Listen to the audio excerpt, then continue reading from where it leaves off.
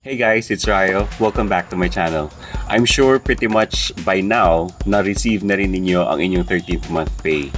And if you've been following or you've been a subscriber of my channel, I started my business with just my 13th month pay, and now I am living my dream, having my own business, and of course, on the perks that comes with it.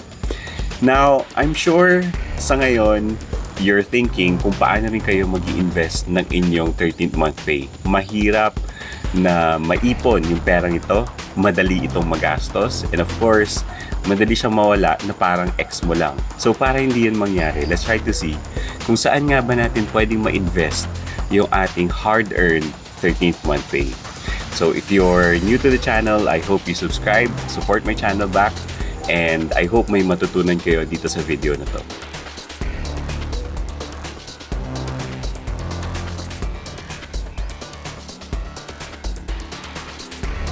So just to set the record straight, if you want to invest, you need to have a plan.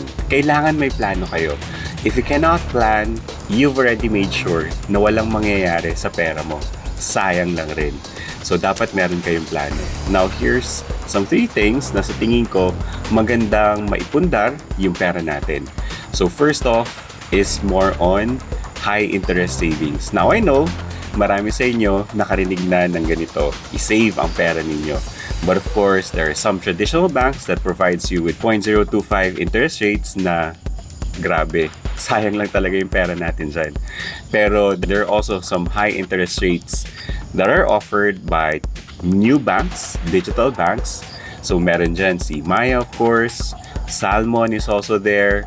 So yun yung mga medyo para sa akin ginagamit ko personally. The interest rates are ranging from 6% and 8% and very attractive to kung medyo meron tayong pera na may invest.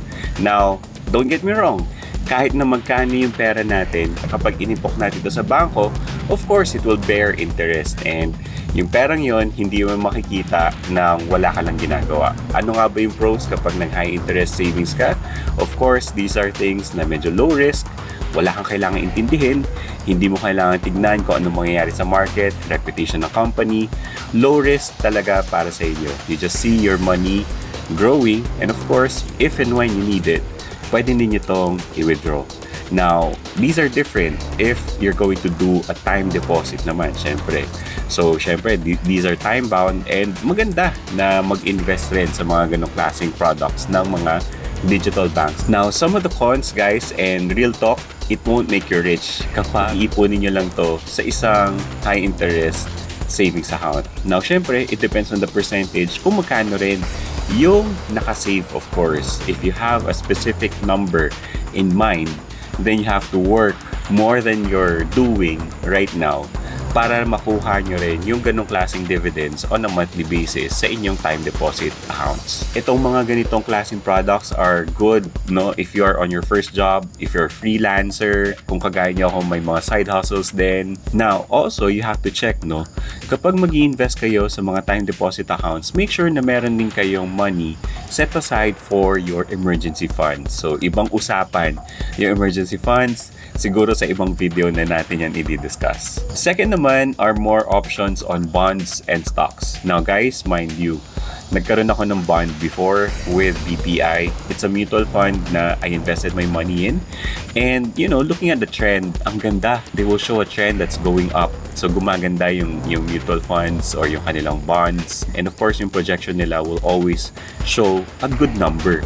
Now, nung kinuha ko yung pera ko, that time, na nag-mature na siya after 3 years, if I remember correctly, talagang nabawasan siya ng pera. Now, I'm not sure kung bakit. Hindi ko talaga maintindihan kung bakit. Even my relationship manager was trying to convince me na maganda naman yung projection, tumaas yung kanilang rates, no? Pero yung actual na money na nakuha ko after nag-mature yung bond, bumaba. So, you know, I don't have to stress out yung obvious, but then again, that product was not for me. And I guess you'd only know it by experience, pero I would not be investing my money again in bonds. However, in stocks, Philippine Stock Exchange, I actually still do more on stocks, no, right now. Pero talagang nag-pull out ako ng funds ko doon Kasi I also realized na, you know, the big names here in the Philippines, the likes of Ayala, Tan, C, Aboitiz, di ba? Those are the big companies that actually rule other companies as well. So, you know, when these companies trade, exchange, or even buy out each other, sila-sila lang rin naman talaga yung naglalaro in the playing field. And tayo, kung medyo mababa yung stocks natin doon sa mga companies na yun na ini-invest natin, of course, we're talking about our 13th month pay only, then medyo insignificant yung mga increases ng mga yan. More of the money will actually be flowing towards, you know, those names that I mentioned kanina. So for me, right now, I am not investing more on stocks anymore. Medyo nag-pull out ako, pero I still have some stocks na nandun lang, natutulog lang siya. And that's actually one of the pros, no, for stocks. So if you want your money just to stay there, no, dun lang muna siya, and you have a long time to spare for that amount of money, then definitely stocks may be an option for you. Now, I mentioned kanina, if you're still young, no, maybe in your first or second job, and you're investing on stocks right now and having more to it on a monthly or even on a quarterly basis, magandang option yung stocks para sa'yo kasi compounding amount will definitely add up kahit pa konti-konti pa yan. So, there's a lot of options for you to choose from. Of course, meron kang BPI Trade. You also have Call Financial. Some of the apps actually offers the stocks options na rin sa kanilang in-app na mga services na available for you. So those are choices na pwede mo rin tingnan, right? And lastly, of course, and I think some of you are actually looking into this in detail, no, is more on crypto. Now, I've also played on crypto. I've also invested more in crypto before the pandemic hit. So, nagkaroon ako ng opportunity to actually put in some of the funds na meron akong extra sa Bitcoin. Yan, sa Bitcoin before.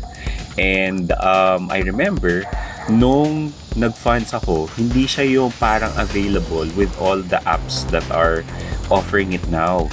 So, ang ginawa ko before, I opted to look for another option, which was Coinbase. Tapos, nag-declare sila ng bankruptcy, guys.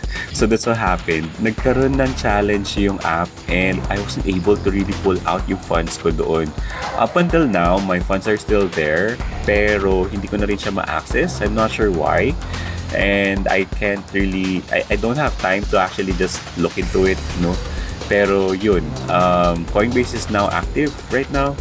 I'm not sure how it happened, pero I'm trying to get access also kung paano nga ba siya. Siyempre, I'm curious kung paano ko rin makukuha yung funds ko dyan. Now, the thing about crypto is that, in my opinion, these are really highly volatile, high risk, and if you're the type of person na talagang hindi makakatulog ng mahimbing, yan, wala kayong peace, no, kapag merong movement yung sa market natin, it's not recommended for you. It's not a product that I would recommend. I would say na stick to more traditional options na na-discuss kanina, and then of course you can look into crypto kapag medyo mas may sense of security ka na rin on your financials. Real talk on crypto, I think this is not really an investment plan. No, it's not something that you invest your money in. This, for me, is really something na kapag may extra ka lang and you want to play around the market, see how your luck actually pulls you, then baka pwede. Pero, if you're the type of person na medyo mas may control sa inyong funds, of course, you know, pinaghirapan nyo yan, I think crypto is not really a good option. A word of advice, guys, before you even invest your money, you really need to have a plan. Kailangan lang ninyong planuhin kung saan ninyo gagamitin yung funds na yan. Right. So, well, I hope nakatulong tong video na to. May mga nagtanong din kasi sa akin kung saan nga ba magandang invest yung kanilang 13th month pay. Of course, kung meron kayong business, that's a different topic that we can discuss all together. But I hope this video helps you trying to identify where to put your hard-earned cash. Maraming salamat, guys. I'll see you sa susunod na clip. Bye-bye.